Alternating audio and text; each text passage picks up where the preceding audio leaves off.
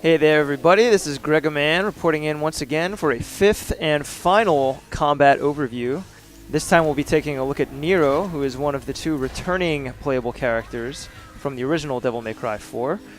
Now if you already consider yourself pretty well versed in Nero's mechanics, you can click away right now because this is just a recap of existing mechanics. That said, if you're a newcomer to the Devil May Cry series, Nero just might be the character for you.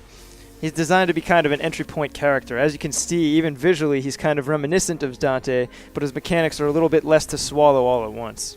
That said, there's plenty of depth to be uncovered with Nero. He's got a handful of very interesting combat mechanics, which I'll introduce right now. So first off, Nero has his sword, which is called the Red Queen. Now this is not your ordinary sword. It actually has a special ability to be revved if you hold L2. And as you can see, as I'm pressing L2, that red gauge is going up.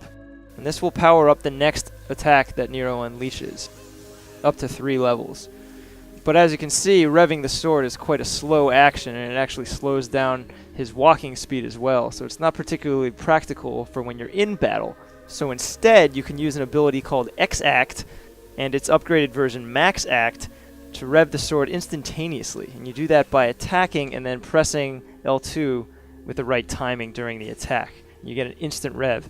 And if you're good, you can actually rev all 3 levels at once using the Max Act upgrade.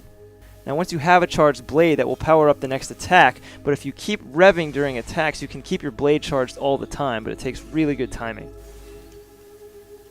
It becomes a very addictive sort of metagame trying to find the perfect timing for each of Nero's sword moves. You can charge up every sword move he has. Of course, even without revving the sword, Nero has a pretty vast and powerful array of sword combos and moves. And on the firearm side, Nero has his trusty Blue Rose, this magnum-like gun. It's not quite as fast as the Ebony and Ivory, but it ain't slow. It can also perform a charge shot up to 3 levels.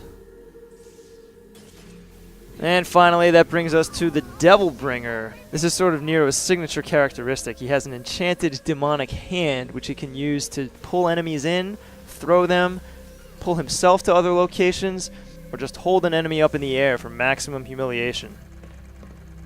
Shall we dance? And yes, of course, Nero does have a devil trigger. It works a little bit differently than the other characters, though, as Nero is a character of somewhat mysterious origins. You'll see instead of transforming himself, he just gets this sort of ghost image behind him of someone who seems somehow familiar. And that ghost image will sort of echo his attacks and also give him access to a few really powerful moves.